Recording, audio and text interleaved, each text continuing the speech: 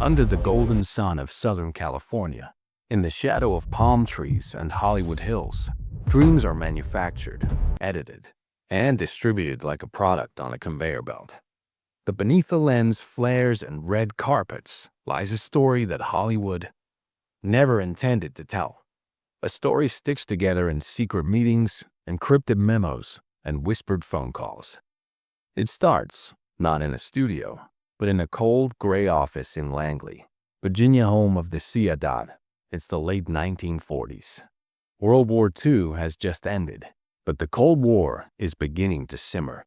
The United States needs more than soldiers and spies. It needs influence. It needs stories. And the CIA, barely 2 years old, understands something profound. Films are weapons. A single scene can inspire hope, sow fear, or rewrite history. And no one tells stories better than Hollywood. The first signs of this unholy alliance were barely visible. A minor script change here, a background character altered there. But by 1950, the agency had quietly begun embedding itself deep into Pudias, the veins of the film industry. The public wouldn't know it, but the CIA was writing scenes in America's most iconic blockbusters. And it would keep doing so for the next 40 years. On paper, it was subtle. There were no credits for script consultant, Central Intelligence Agency. There were just patterns. Why were certain countries always portrayed as dark, chaotic, evil? Why were American spies heroic, calm, decisive? The fingerprints were everywhere. If you knew where to look. At 3:42 a.m. on October 11, 1953, a telegram arrived in a nondescript government building in Washington, D.C. It was coded, as usual, but the contents were clear. MGM's new script needed adjustments. The villain, originally written as a rogue businessman, had to be changed to a foreign communist operative. The note was signed only with an alias, Redline. Redline wasn't a writer. He was a handler, one of several CIA operatives embedded inside major studios. Their job wasn't to create. It was to curate, to ensure every frame aligned with the agency's worldview. They didn't always work through threats or coercion. Often, all it took was access. If a director wanted a real spy plane for their next thriller, they got it on one condition: final script approval. Some of Hollywood's most patriotic films, celebrated for their bravery and realism, were quietly vetted by the CIA. In 1961, the film The Longest Day, a star-studded war epic, received technical assistance from the Pentagon. But what no one knew was that the CIA had altered key sequences. French resistance fighters were minimized. Soviet contributions omitted. The American heroism was dialed up to 11. The strategy was brilliant. Films reached audiences that no policy speech or newspaper column ever could. They slipped into living rooms, into hearts and minds. Children who watched these films grew up with a visceral image of what freedom looked like, and what enemies looked like too. Brown-skinned, thick-accented, gun-wielding caricatures. And it wasn't just overseas threats being shaped.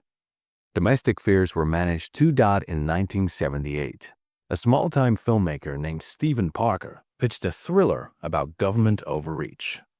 The plot: a CIA experiment gone wrong leaks into the public, triggering chaos.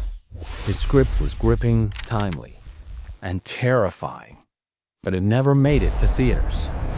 A week after his meeting with a major distributor, he received a visit. Two men in suits, no names. They didn't threaten him. They simply suggested a rewrite, one that would better reflect America's values.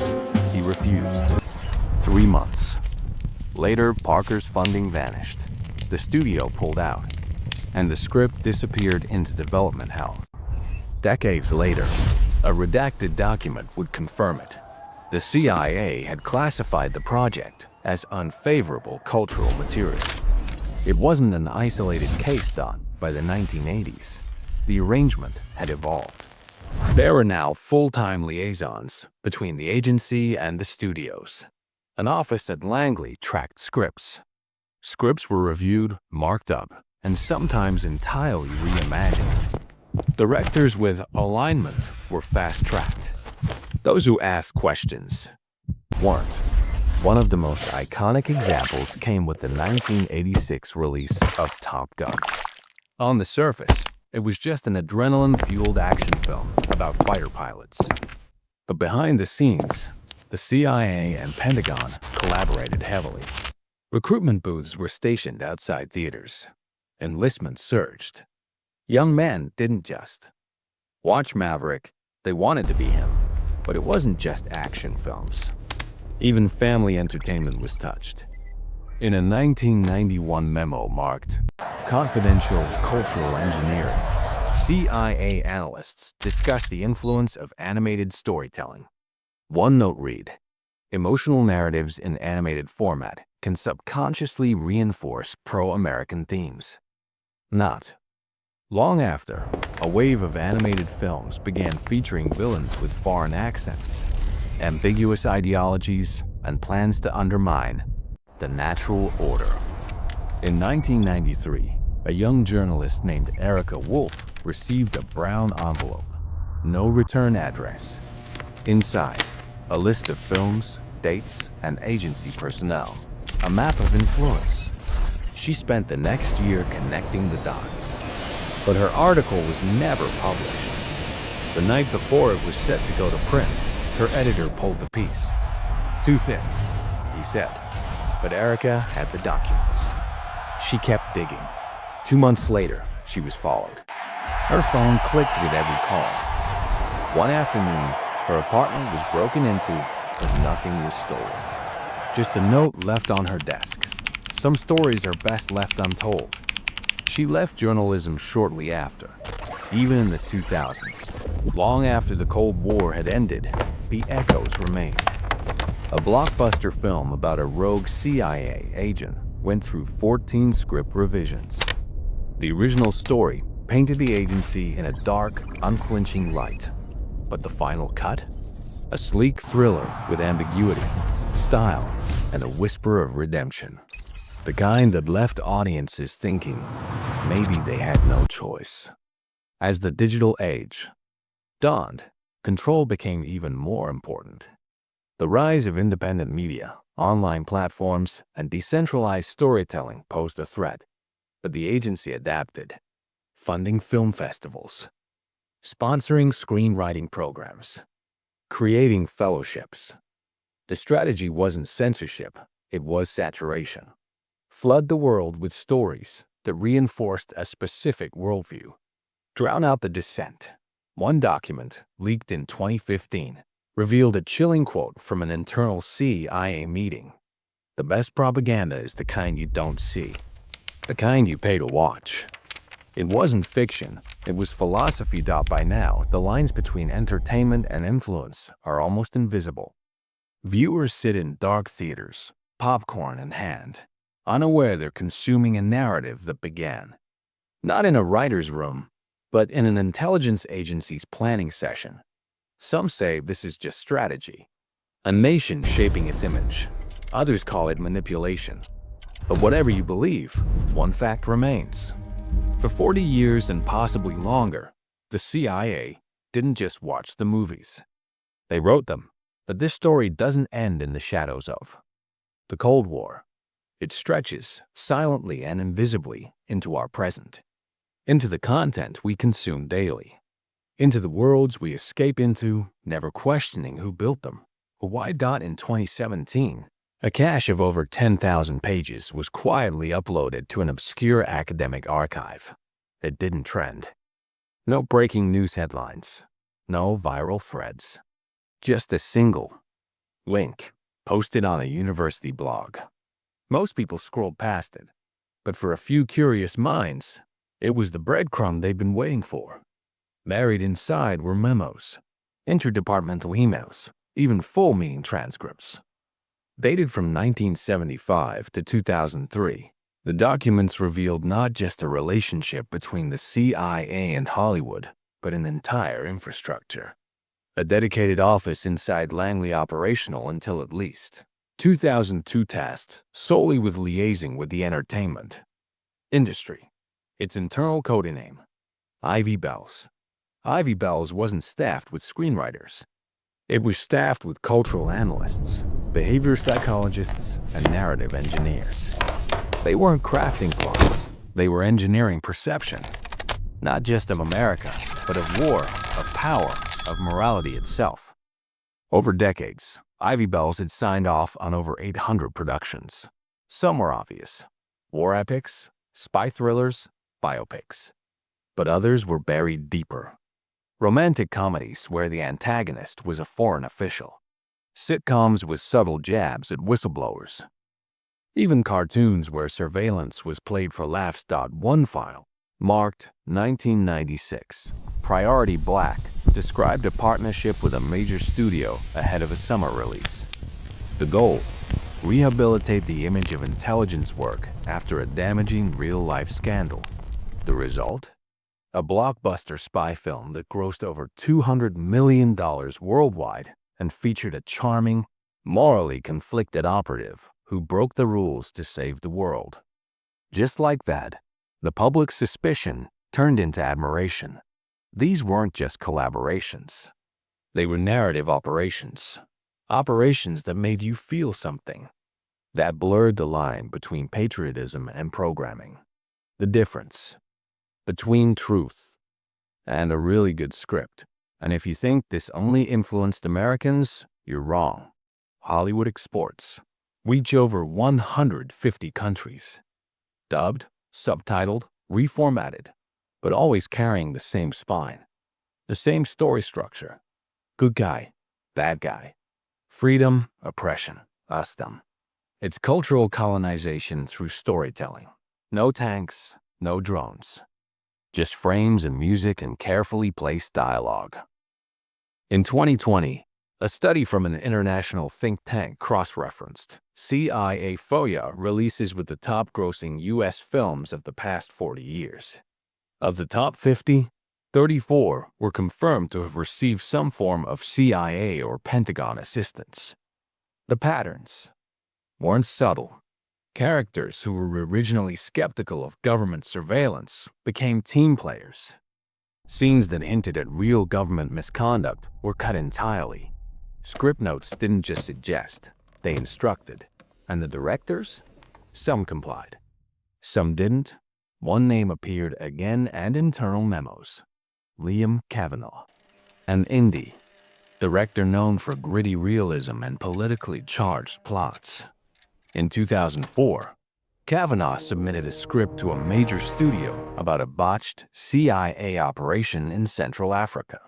Based on loosely verified but deeply disturbing accounts, the story painted a damning picture.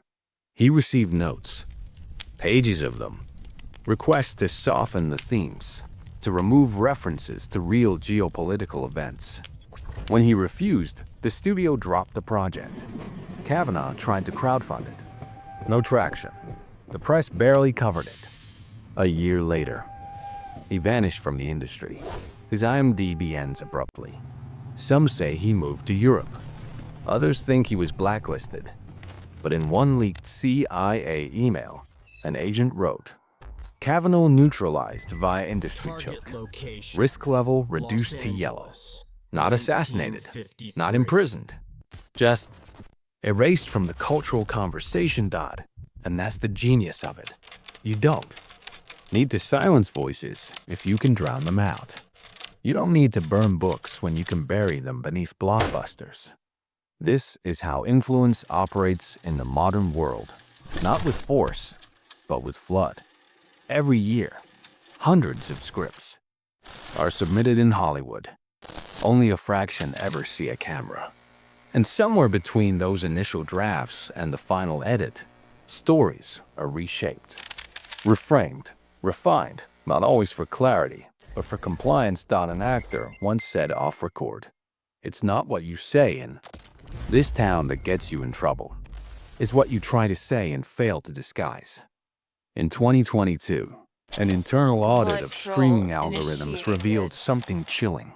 Films that portrayed Western intelligence in a negative light were systematically deprioritized in Clear to recommendation see engines. this. The public didn't even know these stories existed because the algorithm didn't want them to dot. It's not censorship. It's a ghost hand on the volume knob slowly turning it down. And the few who notice? They're called conspiracy theorists. Paranoid, overthinking. But look around. When was the last time you saw a major film question the CIA without somehow redeeming them in the third act?